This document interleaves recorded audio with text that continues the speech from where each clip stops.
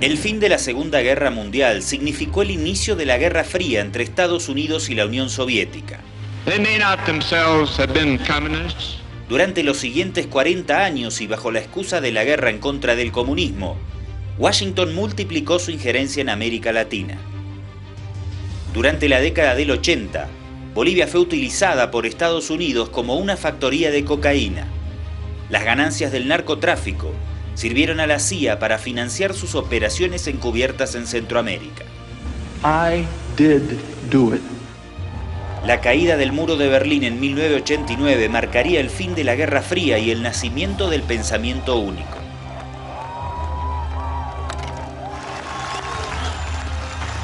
Mr. Gorbachev, tear down this wall. En sintonía con el resto de la región, Washington impuso las privatizaciones como política oficial. Donde gente de empresa, gente de negocios, está incursionando en la política. En Bolivia, los cocaleros se consolidaron como enemigos y víctimas principales de la represión ordenada por Estados Unidos. Los informados y armados operaban para meter balas. Cuando me estaban llevando a la cárcel, yo como una asesina, una terrorista. Aquí el que dirigía eran los gringos de Estados Unidos. Psicológicamente nos han matado. Pero sí, agentes de la DEA han estado involucrados en el tema de las drogas. Trae a la Enron y retira yacimientos petrolíferos fiscales del negocio. Afectaron los intereses bolivianos y también latinoamericanos.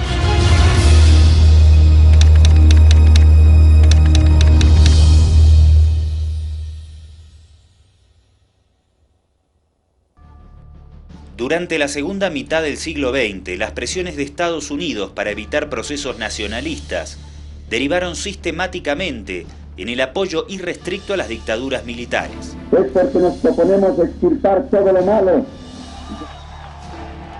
Tras la implosión del comunismo, los militares habían hecho el trabajo sucio y ya no eran funcionales a los intereses geopolíticos de Washington. Las clases políticas de la región no opusieron ninguna resistencia y se sometieron muy amablemente a la imposición del neoliberalismo.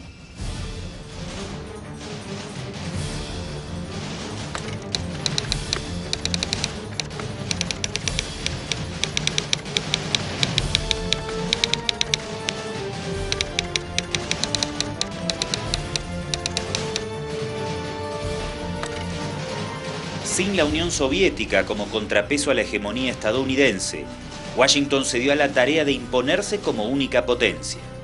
By people who were carped at and criticized and said, oh my goodness, you're warmongers. It went to the concept of peace through strength. And we need to understand how we got to where we are. Because going forward, we're going to have to make a judgment as to what role our country ought to play. And a passive role would be terribly dangerous. But who do we want to provide leadership in the world? Somebody else? En materia económica, el capitalismo inventa el concepto de pensamiento único, enmarcado en la teoría del fin de la historia, impulsada por Francis Fukuyama. And what I argue in the book is that liberal democracy comes much closer to fitting human nature in that sense than. En el ámbito militar, el imperialismo estadounidense pierde al comunismo como hipótesis de conflicto y fija su atención en la guerra contra las drogas. As president, one of my first missions is to keep the national focus on our offensive against drugs. We've got to fight the drug war on all four fronts at once. In my view, the military can do more. El 15 de octubre de 1990 se firma la Declaración de Cartagena, que oficializa la nueva doctrina estadounidense en materia de narcotráfico, diseñada por el zar antidrogas de Bush, William Bennett.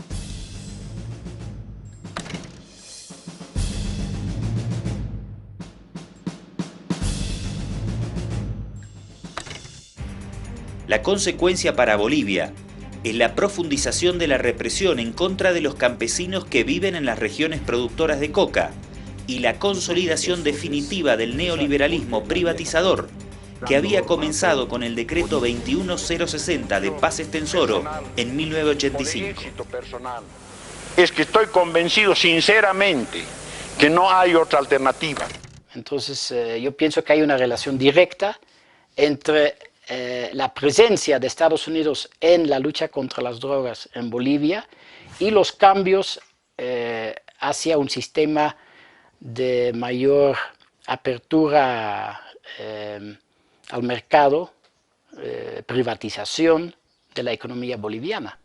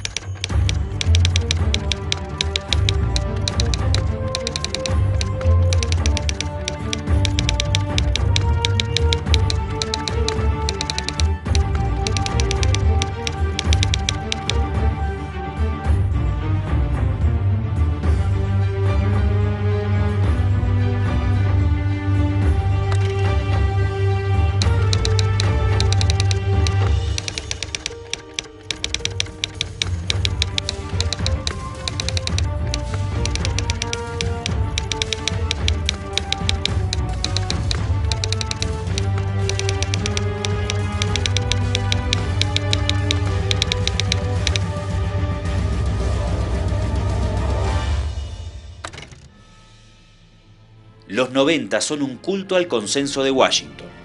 En Bolivia, sus ejecutores son bien conocidos.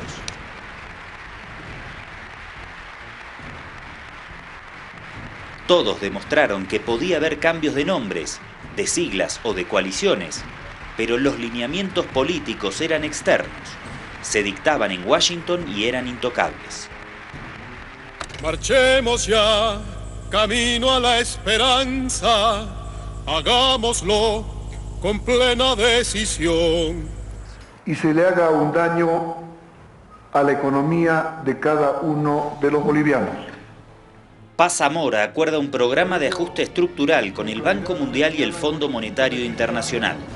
Su ideólogo económico, Samuel Doria Medina, asegura que debe privatizarse una empresa estatal por semana.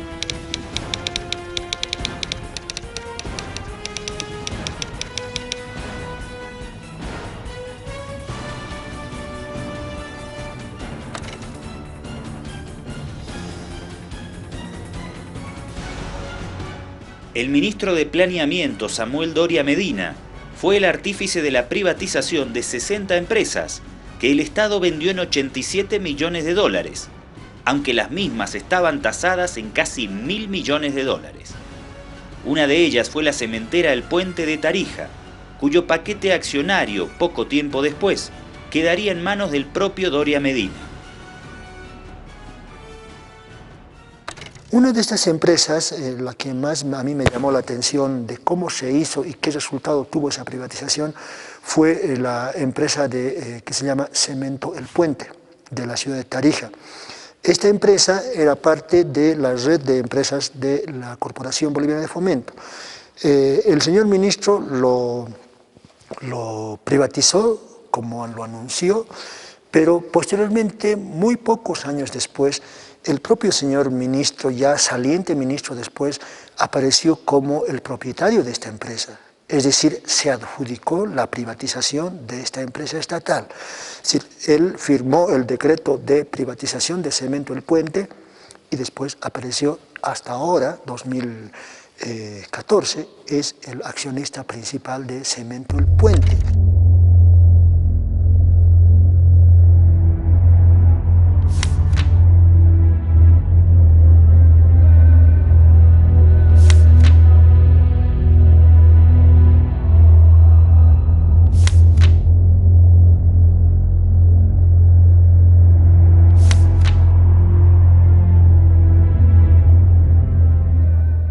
siempre buscando soluciones, no promesas, verdaderas y efectivas soluciones.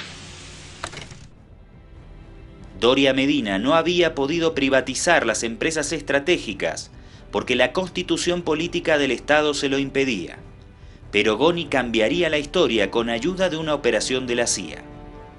Ustedes saben que en todo el mundo, incluso en Rusia y en el este, están privatizando sus empresas.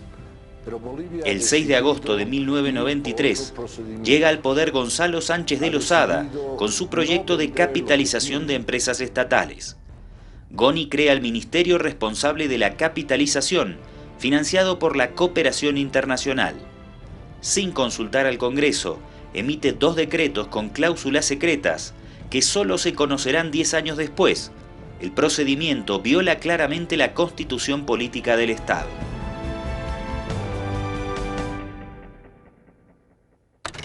Pero Bolivia ha decidido ir por otro procedimiento. Ha decidido no vender lo que tiene, pero más bien invitar al capital extranjero, al capital nacional, que aporten una suma igual a lo que tenemos nosotros como valor de nuestras empresas. Y vamos a poder acordarnos de estos días como los días que se cambió Bolivia definitivamente y se creó un país viable, un país con futuro, un país con justicia. La capitalización no es un centro de corrupción. Edgar Oblitas, entonces presidente de la Corte Suprema de Justicia, se opuso a este proceso declarando su inconstitucionalidad. Es en ese momento que aparece la CIA y 3 meses después de emitirse la ley de capitalización, logran la remoción de Oblitas mediante una operación de inteligencia conjunta con el gobierno a la cabeza de su ministro Carlos Sánchez Berzaín.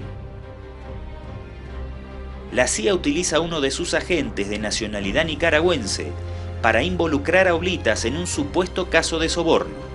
El montaje se arma de manera absurda en un departamento propiedad de Sánchez Berzaín. Se resolvió mediante el entonces ministro de la Presidencia, que se llamó Carlos Sánchez Berzaín, encubrir una operación de soborno hacia el presidente de la Corte Suprema de Justicia, don Edgar Oblitas, mediante un operativo de la CIA.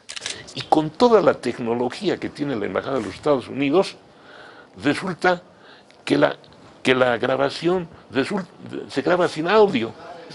Fracasan en la parte tecnológica y nunca se sabe qué es lo que dijo. Esta grabación en video, que circuló en Bolivia en aquella época, sirvió para incriminar. Y suponen que involucró al presidente de la Corte Suprema. Le hacen un juicio, el juicio va al Parlamento, el Parlamento dominado por Sánchez de Lozada y el MNR lo destituye y lo condena a la pena de infamia para que no vuelva a ser política. Resumidamente, un video sin sonido en el que aparece un agente de la CIA dándole dinero a su propio abogado en un departamento propiedad de Sánchez Berzaín, alcanza para enjuiciar y destituir a quien cuestionaba la constitucionalidad de la privatización de las empresas estratégicas. Tras esta movida pasaron a manos privadas los principales activos del Estado, entre ellos petróleo, gas, telecomunicaciones, la línea aérea de bandera nacional y los trenes. El Senado de la República reivindicó a Oblitas. Años más tarde, en el siguiente periodo, el presidente de ese tribunal, Edil Sandoval Morón, dijo que no podía soportar más el cargo de conciencia de lo que había hecho por presión partidaria. La Asamblea de Juristas de Bolivia y el Consejo Latinoamericano de Juristas reivindican a Oblitas. Pero, infelizmente, esa reivindicación no alcanza para revertir la capitalización. Otro contrato escandaloso y fraudulento fue firmado por la estadounidense Enron, que sin poner un solo dólar, usufructuó con un gasoducto para exportar a Brasil. Un gasoducto que iba a tener 550 kilómetros aproximadamente en territorio boliviano y 2.500 kilómetros en territorio brasileño hasta San Pablo. Y Brasil se acerca, dice, hagamos el gasoducto, hagamos con yacimientos petrolíferos fiscales bolivianos. Este es el planteo boliviano. Hagamos entre Petrobras y yacimientos. Y Sánchez de Lozada les dice a los brasileños, no, porque Yacimientos no tiene plata para pagar. Que no era una cantidad de 400 millones de dólares, una cosa así. Y Brasil dice, nos van a pagar en gas, con la producción. Entonces vamos descontando y ustedes pagan. Y cuando Sánchez de Lozada ve que era un gran negocio, trae a la Enron y retira Yacimientos petrolíferos fiscales del negocio. Los perjuicios a la sociedad boliviana generados por el proceso privatizador y sus derivaciones en materia de corrupción se investigan hasta la actualidad. Adjudicatario proponente, YPF Pérez Compán Plus Petrol Bolivia. Es un asunto entonces que puede calificarse como un auténtico saqueo, como una actitud antipatria, como una actitud de venta de Bolivia ante determinados personajes, pero también la subordinación a determinaciones que se tomaron fuera de nuestras fronteras. El hecho de que se haga caso sumiso a una autoridad extranjera es algo que no podemos olvidar y debemos recordar para que no se vuelva a repetir. ¿Por qué usted piensa que Sánchez de Lozada obró de esa manera? Llego a una conclusión. Pensamos que nuestros presidentes, en general, son representantes, voceros de nuestros pueblos frente al imperio, frente a Estados Unidos. Pero con Sánchez de Lozada pasa una cosa absolutamente diferente. Sánchez de Lozada es el vocero de los Estados Unidos frente a Bolivia. Las relaciones económico-financieras que tiene con bancos, con petroleras, con empresas mineras, y él es un socio dentro de todo este esquema económico. ¿Y los socios qué? Le exigen al socio Sánchez de Lozada que traiga utilidades.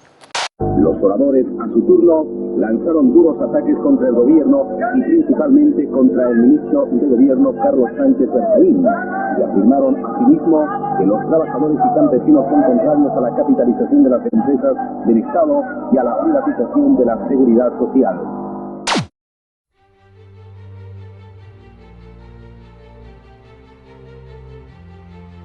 Durante los 90, cuestionar las privatizaciones era una osadía inimaginable para los líderes políticos tradicionales. La embajada de la Avenida Arce vivió su mejor momento histórico. Los funcionarios y mandatarios realizaron esfuerzos continuos por congraciarse con sus amos del norte.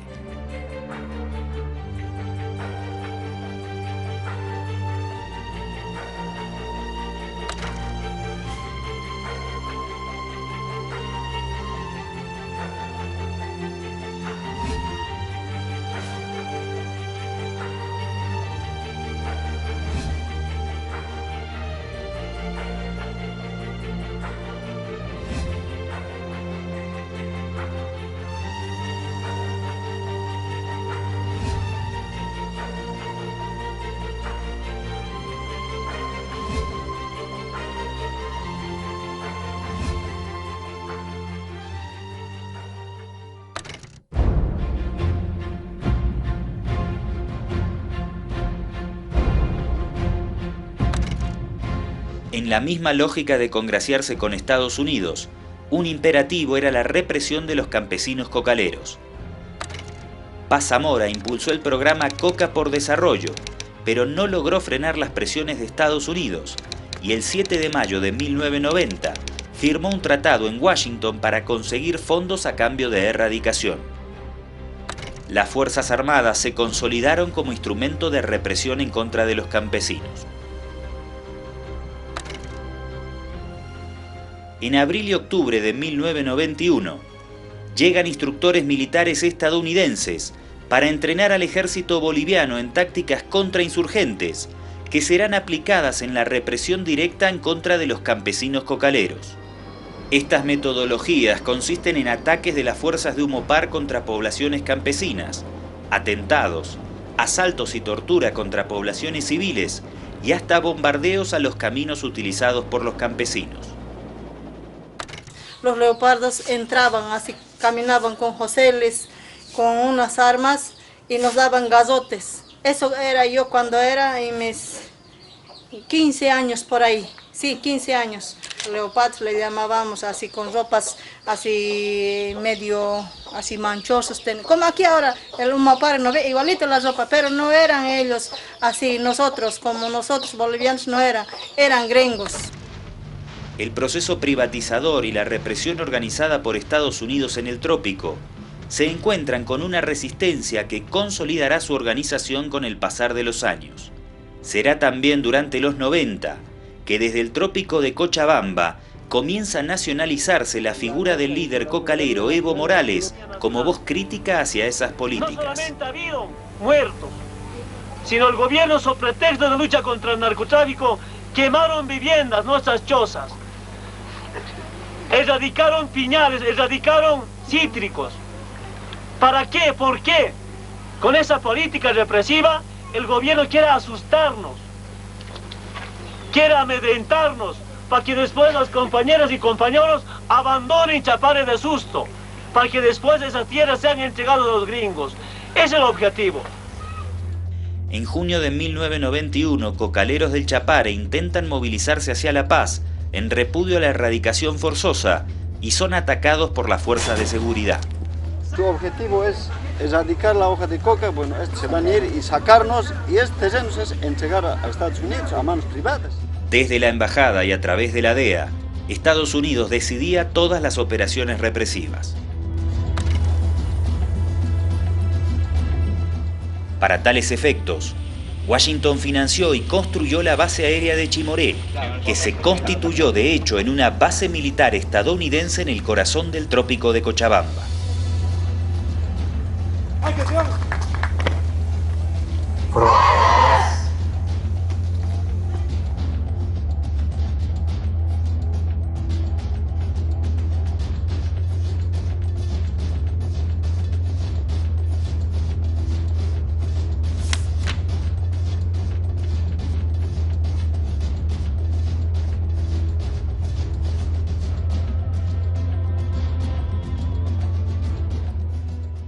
Encabezado los operativos por agentes de la DEA. Ni siquiera estuvo al mando de oficiales nacionales, ni militares ni policías. Los agentes de la DEA encabezaron estos operativos y acá todavía no habían las denuncias de la presencia de marines. Nunca pudimos confirmar ese dato, pero sí todos los agentes de la DEA, ¿no?, que encabezaron ese operativo. Hicieron toda una dura operación en contra del narcotráfico, que en síntesis fue en contra de los pequeños productores de hoja de coca. Funcionarios de la DEA también alquilan casas de seguridad, que muchas veces sirven como salas de interrogatorio y tortura en contra de los campesinos detenidos.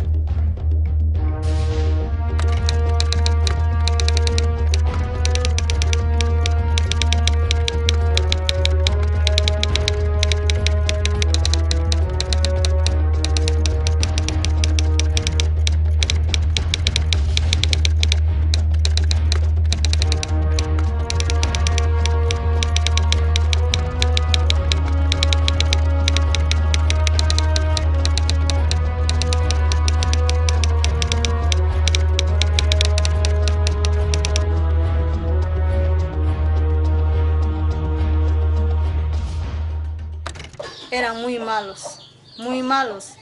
Por eso siempre, discúlpeme, yo al gringo no tengo odio, pero tengo una trauma psicológica mental me ha entrado. Ya no me confío al gringo, un poquito quiero alejarme de él desde ese tiempo. Yo veo al gringo, lo mismo ve, así seguramente nos va a hacer daño. Por esa razón nosotros un poco queremos ser racistas, como por decir, ¿no? Es Andrés así, esas cosas nos ha pasado, psicológicamente nos ha matado. hasta las balas que venían.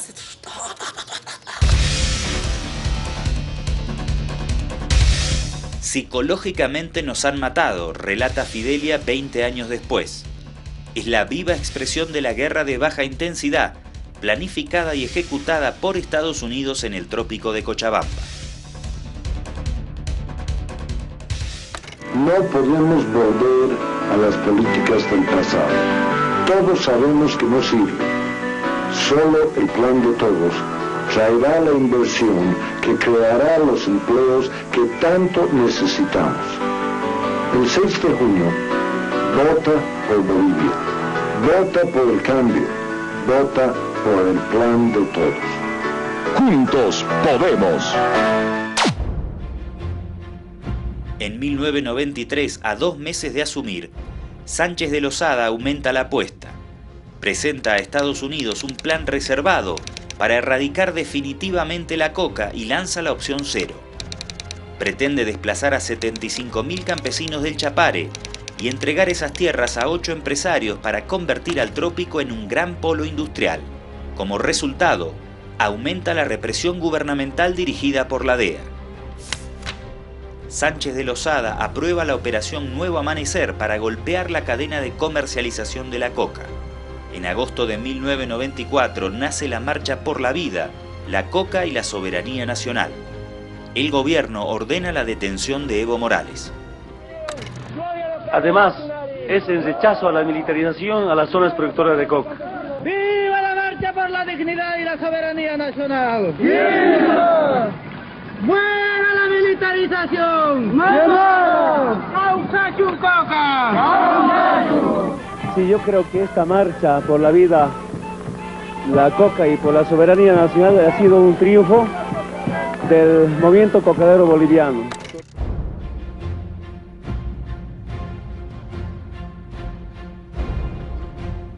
Ese mismo año, Washington impone la política de certificación, mediante la cual se atribuye el derecho de calificar las políticas de represión contra la producción de coca en los países andinos. Si las naciones son aprobadas, continúan recibiendo fondos. Si no aprueban, los envíos de dinero son suspendidos. La consecuencia inevitable es la sistematización de la represión para lograr la aprobación de Estados Unidos. En 1995, Boni decreta 2 estados de sitio, pero las movilizaciones no cesan. Esta vez son las mujeres quienes marchan desde el trópico hasta La Paz. El 17 de enero de 1996, luego de un mes de caminata que también incluyó represión gubernamental, las mujeres arriban a la sede de gobierno.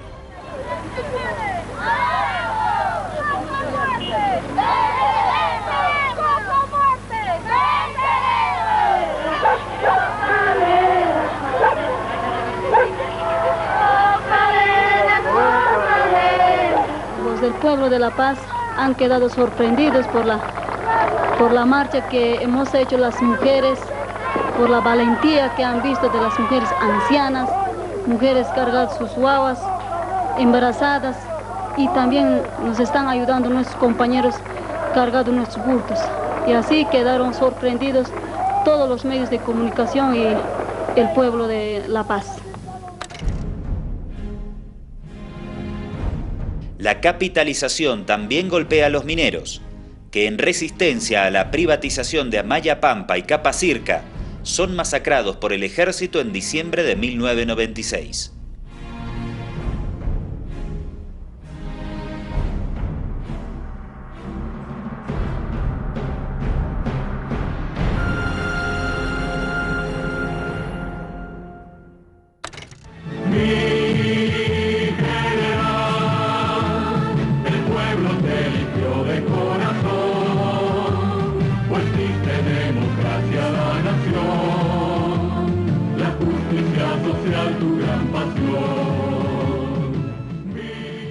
Banzer llega al poder en agosto de 1997 y 6 meses después, Washington le impone el Plan Dignidad. El ex dictador lo aplica mediante el decreto 24.963. Se proponen erradicar la totalidad de las plantaciones de coca para el año 2002, por lo que se inicia una nueva escalada en la militarización del trópico que incluye la creación de la Fuerza de Tareas Expedicionarias, a sueldo de la embajada. Es su plan estratégico para mantener la certificación positiva de Washington y cuenta con un presupuesto de $1.000 millones. Hace un año yo creo que hubo mucho escepticismo sobre el Plan Dignidad, pero el gobierno ha cumplido con su propio compromiso. Yo creo que lo importante no es hablar de lo que dicen los Estados Unidos o lo que dicen las Naciones Unidas o lo que sale en la famosa certificación. Lo importante es si el gobierno ha cumplido con sus propias metas, y eso ha hecho. En la permanente campaña organizada para demonizar al movimiento cocalero, las autoridades de turno reportan la presencia de una guerrilla en el Chapare. Durante 1999 se realizan más de 40 operativos de erradicación forzosa. Actualmente tenemos la unidad móvil de patrullaje rural y se la crea con asistencia americana, ¿no? Tanto en el entrenamiento como en la parte de abastecimiento. Un recuerdo que nos recordaba hace casi 8 años, no llegaba aquí. Mira, los pastizales todavía siguen, pero el cementerio ha avanzado mucho ya. He visto varios muertos, compañeros. Por ejemplo, aquí en Chancadora, un compañero fallecido con la bala de helicóptero. Otro compañero, 3 compañeros fallecidos en Senda 6, en plena vía de día.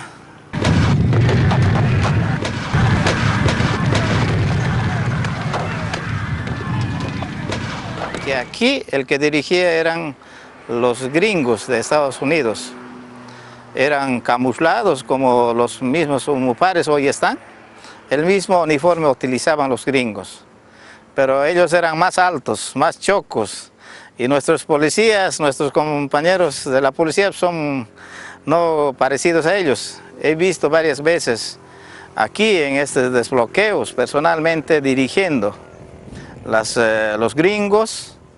Y también he visto aquí adentro en un campamento 3 gringos dirigiendo la erradicación forzosa de hoja de coca.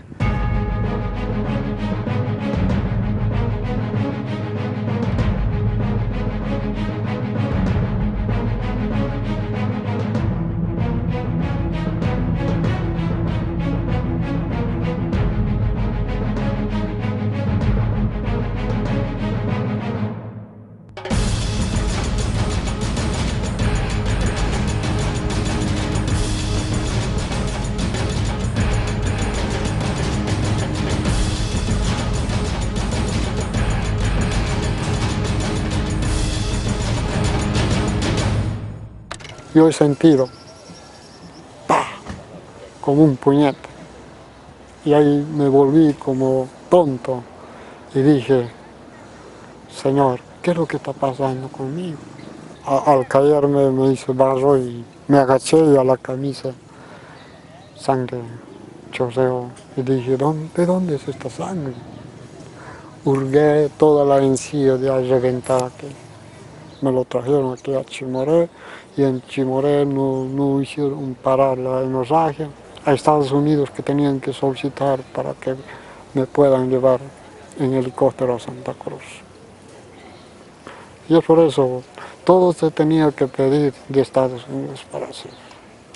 Yo responsabilizo a los gobernantes, a todo el grupo de los gobernantes. Jaime Paz Zamora, Tuto Quiroga, Banzer y Goni Sánchez de Loja. Han sido ellos, cúpula.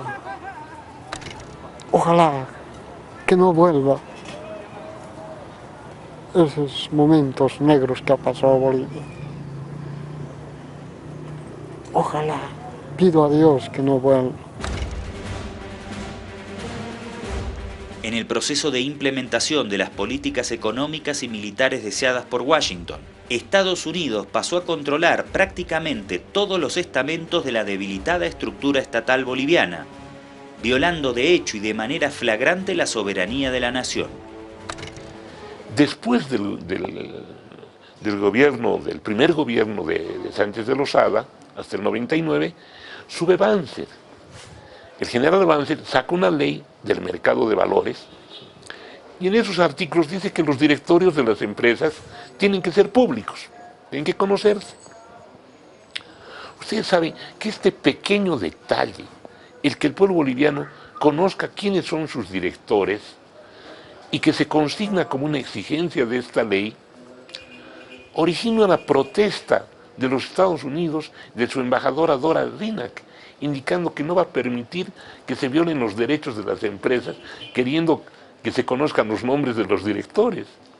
Protestas del Fondo Monetario, protestas del BID, protestas de las transnacionales que operan en Bolivia, amenazando con represalias por este pequeño hecho. Y es tan fuerte la protesta para que no conozcamos los nombres de los directores de las empresas capitalizadas que Banzer tiene que derogar ese artículo y nosotros no podíamos conocer quiénes habían sido nombrados directores de estas empresas. O sea, mayor injerencia, mayor sometimiento, ya es imposible. Cuando Banzer era presidente, quien se sentaba en las reuniones de gabinete a la derecha de Banzer era un hombre llamado Eliahan Kreis, que era el delegado del Fondo Monetario Internacional, que era el que decidía cuáles iban a ser las políticas económicas.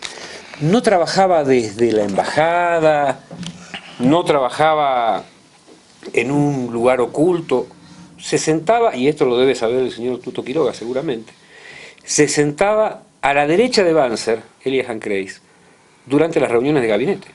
En el Ministerio de Gobierno había una oficina de la Embajada de Estados Unidos con dos tipos que estaban ahí permanentemente. O sea, no es que les molestaba a las 6 cuadras caer del Ministerio de Gobierno a la Embajada de Estados Unidos. Y en el Ministerio de Gobierno estaba la oficina, estaba bajando por la Arce, hay 2 oficinas del Ministerio de Gobierno, una a la derecha y una a la izquierda. En el de la izquierda estaba esa oficina. Del Ministerio de Gobierno, media cuadra arriba. Bueno, ni media cuadra, 2 edificios arriba. El edificio Calama, en plena avenida Arce, piso 12, para precisar, con sus antenas afuera, ¿no? Y escuchaban hasta el susurro del ministro de Gobierno, pero lo chistoso es que el gobierno lo cedía. ¿Te das cuenta? Los hombres de inteligencia que trabajan para el gobierno, de la policía, te decían, algunos amigos te decían, oye, ten cuidado porque, mira, esa es la oficina de la CIA. O sea, no sé en qué lugar del mundo te permitirán una de esas cosas, ¿no? Pero bueno, aquí estaba bien, ¿no? En Entel funcionaba una oficina de donde se hacían también escuchas. Los Orejas se llamaban. Sí, entonces sabías de eso. Claro, claro, se ponían el nombre, Los Orejas. ¿No? Los Orejas, donde funcionaba una de las oficinas de la estación CIA, de donde se escuchaba, bueno, lo que hablaba todo el mundo, ¿no? Eso lo desmontaron, no me acuerdo si poquito antes o poco después de que fuera nacionalizada. Justo en la nacionalización. Creo que en la nacionalización. Claro, nacionalizaste y te encontraste con el piso. Con el piso. Claro, claro, era todo un piso. Claro, 24 oficiales, 24 horas al día. 24 horas al día. Todos los teléfonos que ellos querían, te grababan, todo. A mí me impactó cómo la DEA podía controlar el país entero por medio de la telefónica. País, la dirección, control de escuchas, el espionaje.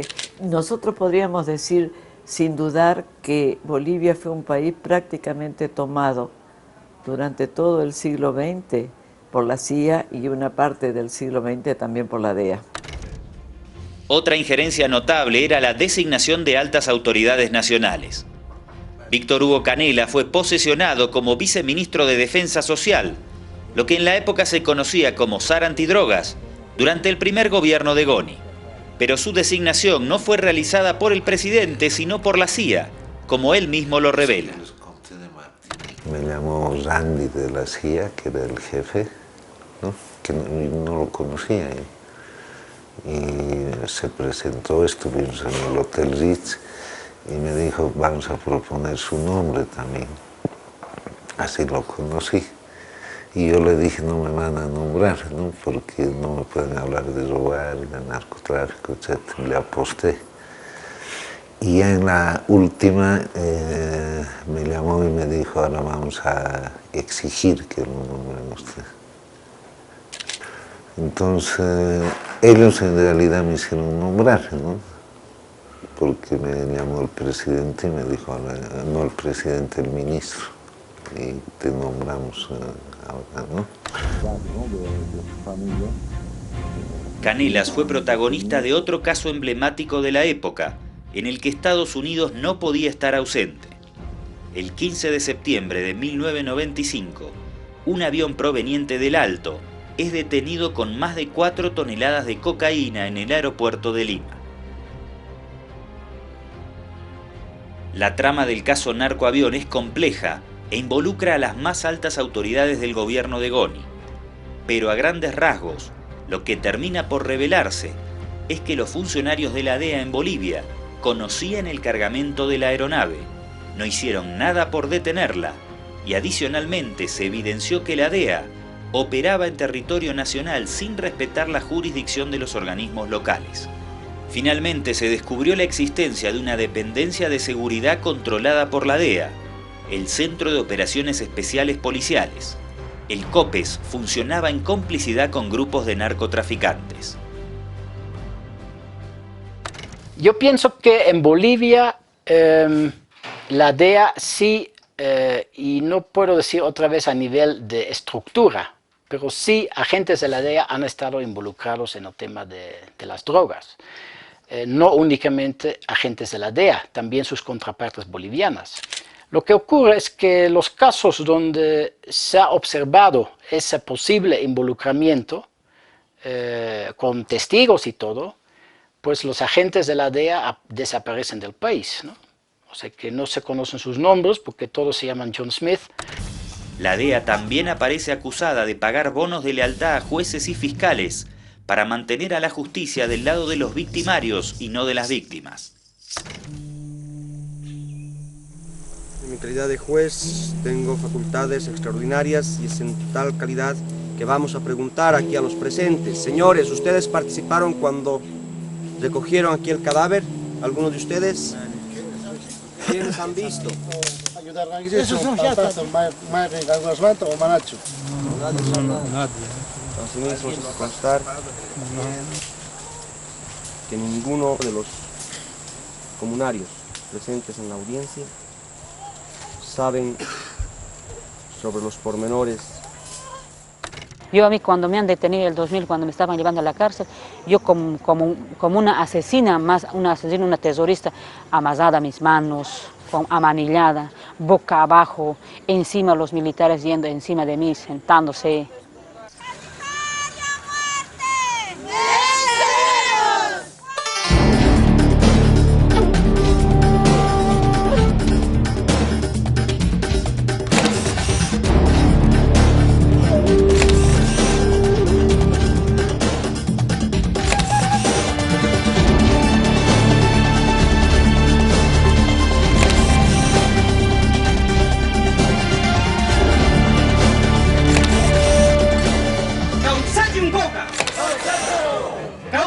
Bolivia. ¡Que muera el yanqui norteamericano! Un resultado que no sorprendió a nadie. Hoy hemos vencido incuestionablemente en las elecciones presidenciales. Con profunda emoción, Jorge Quiroga y yo les decimos a nuestro pueblo, muchas gracias.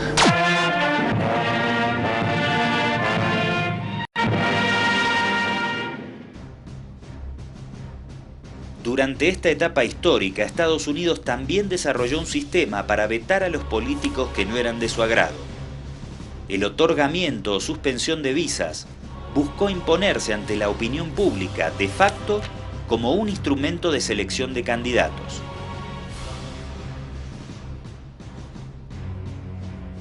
Evo Morales, el líder indígena que organizó toda la oposición a las políticas estadounidenses contra la droga, ganó un escaño en la Cámara Baja con un resonante 60,5% de los votos.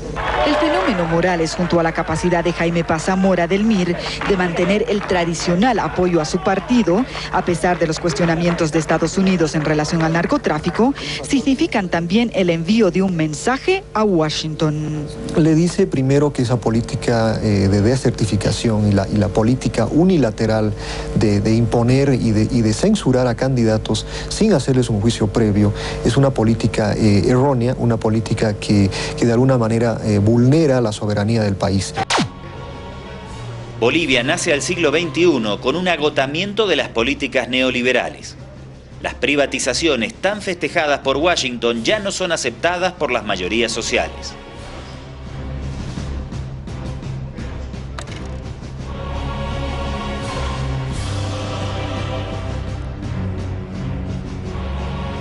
¡Miren lo que me están golpeando!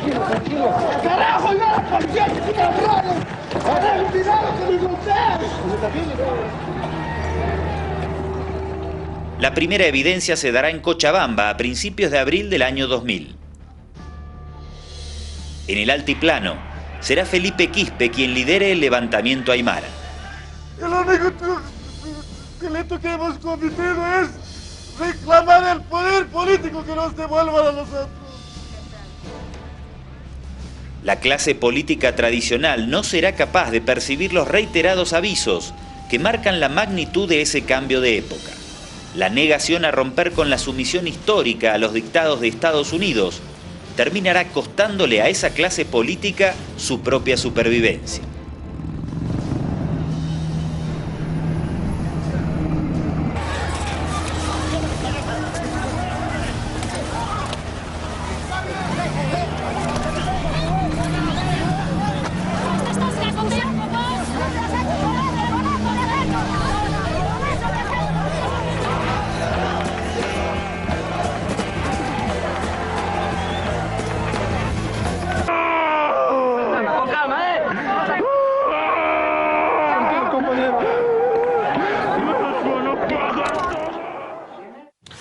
Bueno, para mí y para muchos la guerra del agua fue el punto de quiebre de un modelo económico de despojo, de saqueo.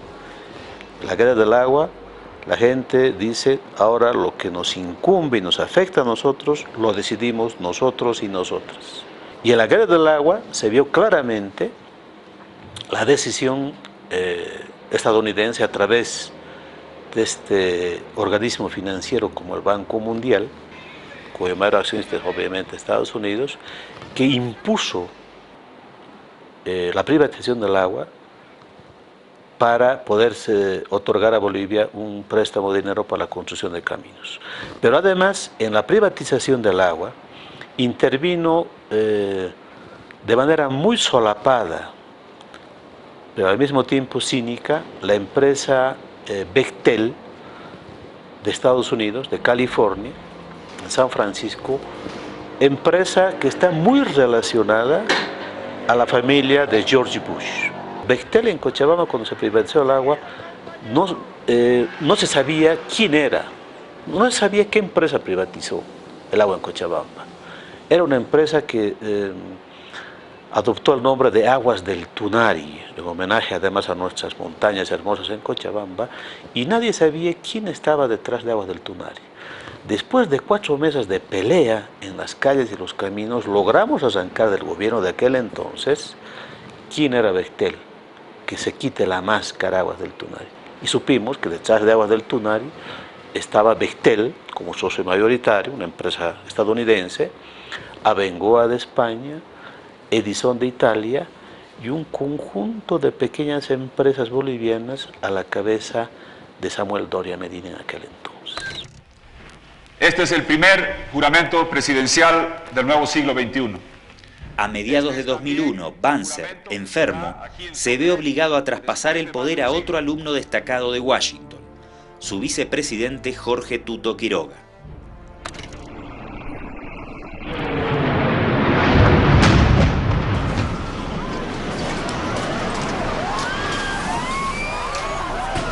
something that has happened here at the World Trade Center. We noticed flame and an awful lot of smoke.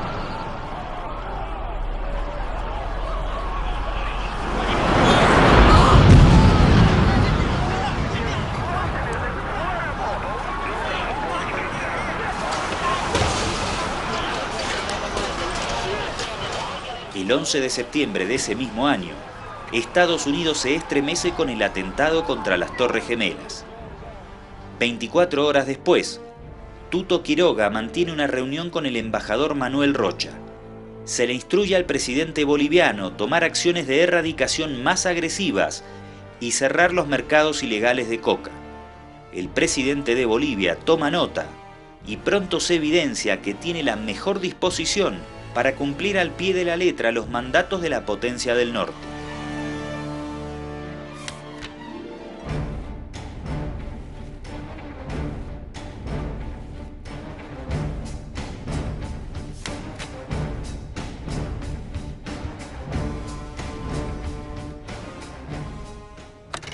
On my orders, the United States military has begun strikes against Al-Qaeda terrorist training camps and military installations of the Taliban regime in Afghanistan. Estados Unidos entra en guerra contra el terrorismo. Para Washington, Evo Morales es el Bin Laden andino y los cocaleros sus talibanes.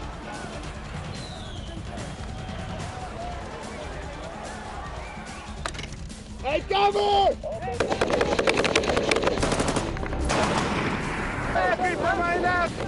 Bush inicia la invasión a Afganistán el 7 de octubre de 2001. Tuto Quiroga no se queda atrás y, siguiendo la misma línea de Rocha, intenta aprovechar el contexto para conseguir más fondos de Washington, que serán volcados en la represión dentro del Chapare.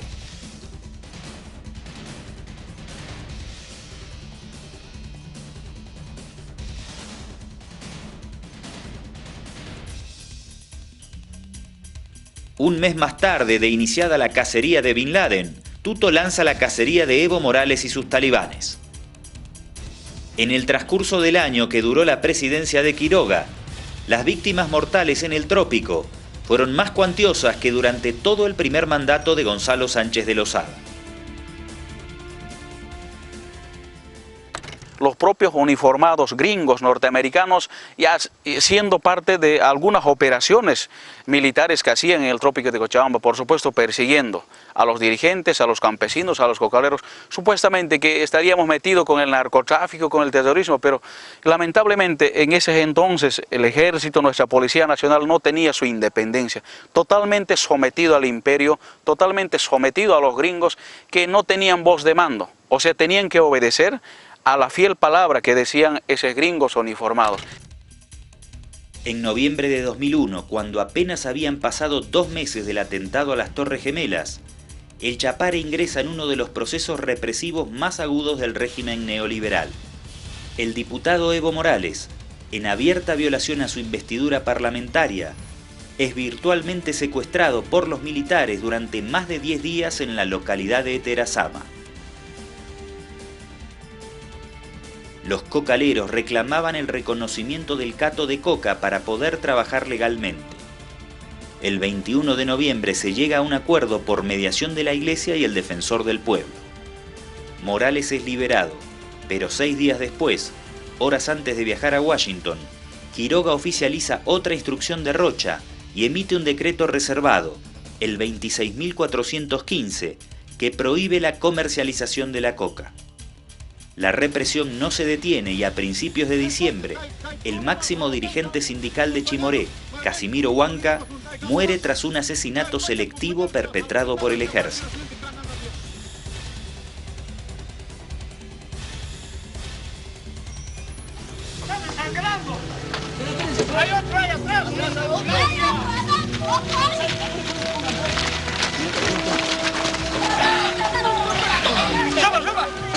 ¡Suba! Con calma. Al otro, sáquenlo.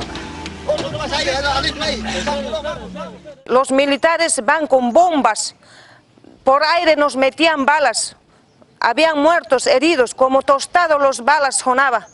Aquí por allá. Compañeros, sus pies baleados, compañera Felipa Mamani, compañero Casimiro Huanca, que en paz descanse. Mientras esto sucede en el Chapare, Tuto Quiroga visita Estados Unidos y la prensa local se muestra al borde del orgasmo.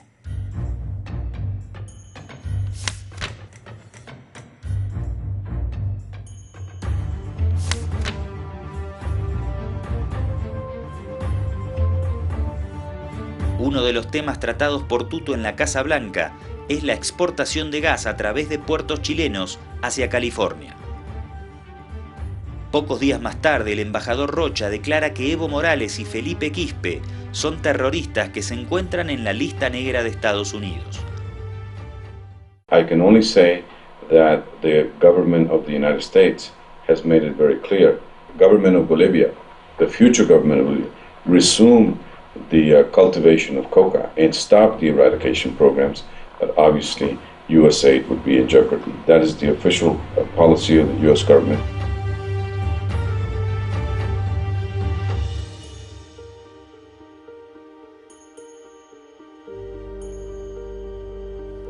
El 16 de enero de 2002, la clausura del mercado de coca de Sacaba en Cochabamba derivará en enfrentamientos con un saldo de entre 7 y 10 muertos.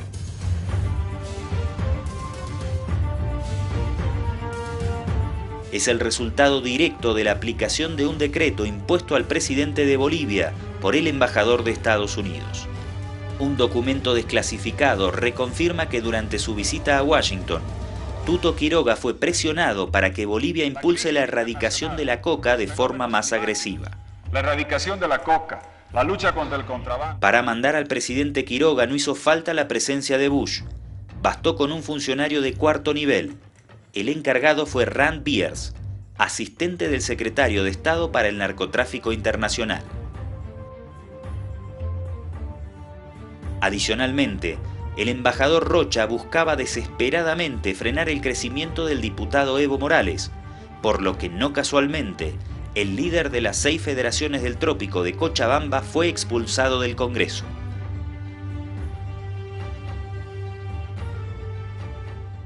El delito que yo tengo para ustedes es haber cumplido un mandato popular, un mandato del pueblo. Y mi peor delito es, si quisiéramos hablar aquí con algunos ministros de gobierno desde aquellos tiempos, desde el 88, también es ser insobornable. Al mismo tiempo, más de un centenar de dirigentes cocaleros eran encarcelados por el gobierno. En la estrategia de demonización contra Evo Morales, no podía faltar el apoyo de los grandes medios de comunicación. El 26 de junio de 2002, 4 días antes de las elecciones presidenciales, el embajador Rocha amenaza al pueblo boliviano. El embajador de los Estados Unidos ha hecho un anuncio dirigido al candidato Evo Morales. Vamos a escucharlo. Creíble pero cierto. Hace unas semanas, un aspirante a la presidencia dijo repetidas veces que la embajada lo había amenazado de muerte. Quiero decirles con incuestionable claridad que esta vil acusación es totalmente falsa, es una absoluta mentira. Al único individuo al que Estados Unidos ha amenazado de muerte es a Osama Bin Laden. No sé si el aspirante a la presidencia, al emitir tremenda mentira, quiso de nuevo expresar su solidaridad con los asesinos y terroristas. Según la prensa, este mismo aspirante a la presidencia dijo en su cierre de campaña que de ser gobierno cerraría las oficinas de la DEA. Quiero recordarle al electorado boliviano que el mercado del gas de California está abierto a una Bolivia que sale del circuito de la cocaína. Bolivianos y bolivianas, abran sus ojos, que el futuro de sus hijos y de sus familias está en sus manos. Es la frutilla del postre, en la torpe y reiterada estrategia del Departamento de Estado y del embajador Rocha para destruir a Evo Morales. Hasta el mismo Goni lo entendió así. Estados Unidos que los negocios están en peligro si es que Evo Morales está en la próxima coalición de gobierno? Yo creo que fue fuera de lugar. Tengo la sospecha que el embajador es el jefe de campaña de Evo Morales, porque eso le ha ayudado a él y creo que ha sido fuera de lugar. Narcotraficante, asesino, y a partir del 11 de septiembre del 2001 ya soy terrorista. Eso es normal. No tengo ningún miedo, el pueblo lo sabe, y además nadie cree al gobierno todo lo que dice. El pueblo no los cree. Por eso mismo no tengo ningún miedo de seguir con esa campaña, pero me alegra mucho que sigan hablando. Bolivia necesita más trabajos para resolver la crisis. Goni y Carlos Mesa han firmado un contrato con los bolivianos que los compromete a construir una nueva carretera de norte a sur, construir viviendas, hacer conexiones de gas domiciliarias, crear riego y dar electricidad a familias rurales. Ellos lanzarán estos programas para dar empleos durante los primeros 90 días de gobierno y esta tarjeta asegura que ellos van a hacer lo que dicen. Reciba su contrato. Obras con empleos. Los resultados de las elecciones dejaron en claro que el pueblo boliviano no se dejaría amenazar por Estados Unidos y que si los partidos tradicionales no daban una solución muy rápida a la crisis estructural por la que atravesaba el país, Evo Morales se transformaría en el próximo presidente de la nación.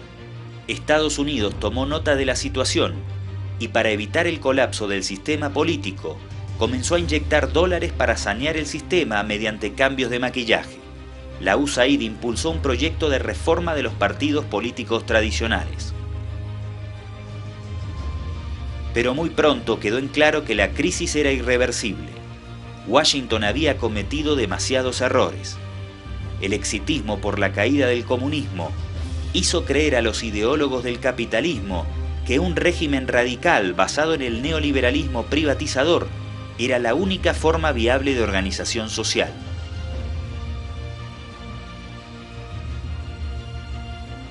La obsecuencia de Estados Unidos por reprimir siempre la oferta y nunca la demanda en lo relativo al narcotráfico arrastró a la potencia del norte a imponer procesos altamente represivos en gobiernos mucho más débiles como los de Bolivia, Perú o Colombia. Este es poderoso, esta poquita. En el caso boliviano, ni siquiera se les ocurrió tomar en cuenta el milenario enraizamiento de la coca dentro de la sociedad. La represión sistemática de la DEA funcionó como germen del que sea probablemente el movimiento campesino antiimperialista más organizado de América Latina. Persiguieron sistemáticamente a su líder, lo encarcelaron en 8 oportunidades, lo confinaron 2 veces al interior del país y lo intentaron asesinar en varias oportunidades. Del pueblo boliviano, con la fuerza del movimiento campesino, con la fuerza de nuestra identidad de quechuas, aymaras, guaraníes, vamos a doblar al imperialismo norteamericano. Alguien decía en ese momento, esta noche nos van a acercar. Si nos van a acercar esta noche, el grupo 4, que está a la cabeza del compañero Moisés, continuará marchando.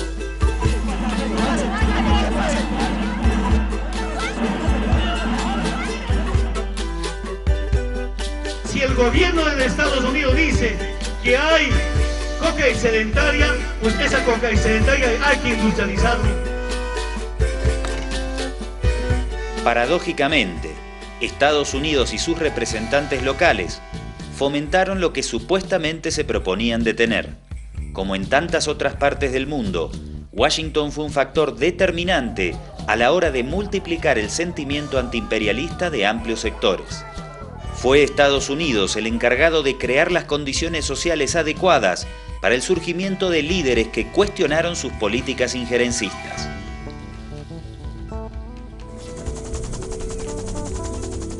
Y esa intervención del embajador Rocha acusándolo a Evo Morales como narcotraficante y además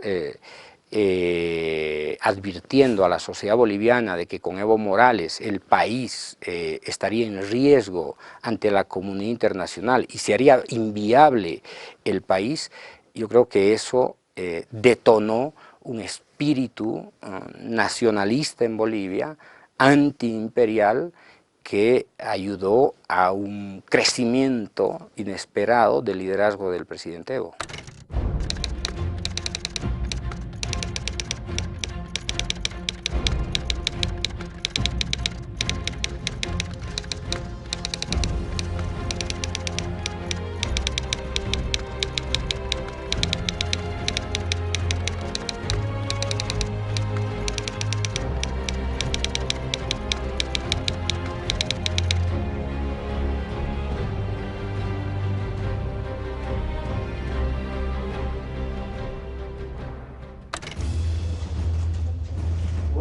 Durante el neoliberalismo, la identificación de los líderes locales con la potencia del norte superó todos los límites imaginables.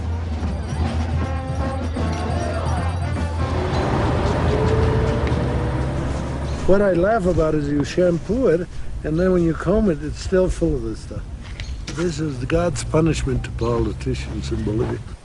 And you can't say anything except thank you. They rub it into your head. It's En septiembre de 2003, en medio de una oleada de protestas extendidas en el altiplano, la embajada comete su último error garrafal al ordenarle al gobierno una operación militar para liberar a un grupo de turistas retenidos en Sorata. La masacre comandada por el ministro de Defensa Sánchez Berzaín se prolongará hasta el 17 de octubre, fecha de la caída de Goni. Se va a reponer el orden y se va a derrotar a los sediciosos. Yo no voy a renunciar.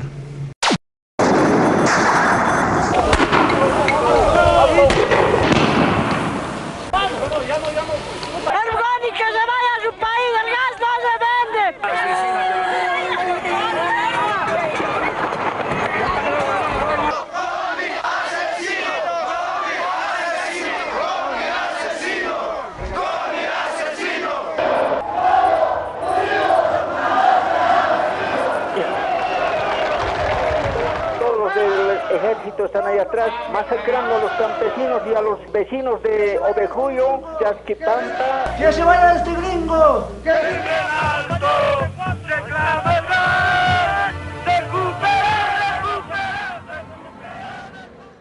Ahí es donde nos hemos unido, mineros, profesores, gremiales, junta de vecinos, todos los distritos del Alto, del campo.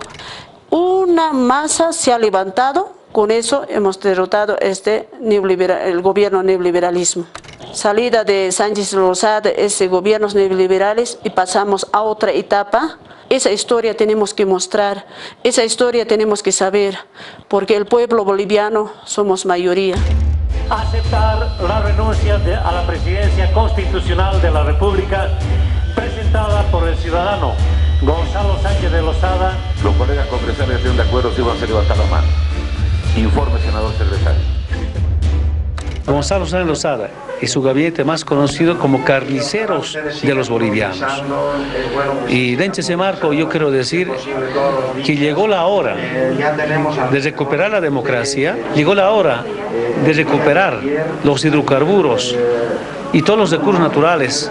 Proclámase presidente constitucional de la República al ciudadano don Juan Evo Morales Ayma.